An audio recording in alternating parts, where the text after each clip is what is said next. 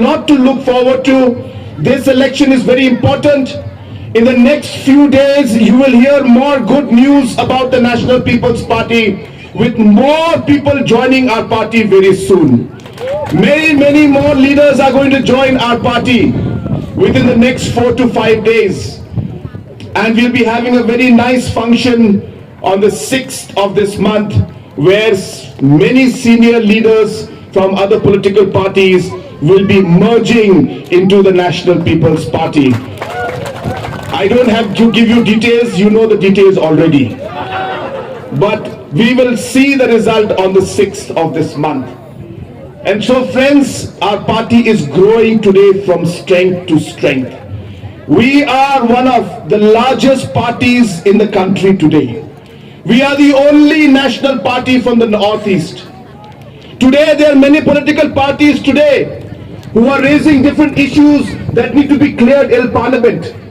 Friends, let me tell you, with 1, 2 MLAs, 4 MLAs, you cannot go and move Parliament.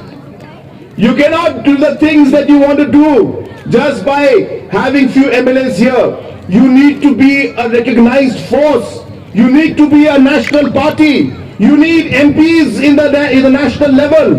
You need numbers in the political level to be able to take up issues that are important for our people. And today, the people of the Northeast are looking at the NPP, at the National People's Party, to be that platform that will voice the concerns of the tribals of our region, that will voice the concerns of the indigenous people of our region, that will voice the concerns of the entire Northeast, voice the concerns of different religious minorities. And I can assure you that whenever the occasion comes, whenever the situation comes, the National People's Party will always stand for the rights of our indigenous people, for the rights of our tribals, and for the rights of the minority religious groups. Let me give you that commitment and assurance as I speak here today in this very important election campaign. So friends, let us unite. Let us work together. Let us ensure that we will become, as a state, one of the most advanced states in the country. Let us unite today so that we can make Soyang constituency as one of the brightest shining stars in the entire state among all the constituencies.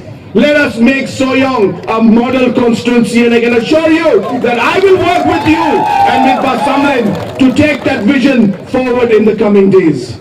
So with these few words, I once again would like to thank all of you for coming here. Let us work unitedly, as I said, to ensure that not only should Basamlin win this election, he should win this election with the highest margin possible. The highest margin possible.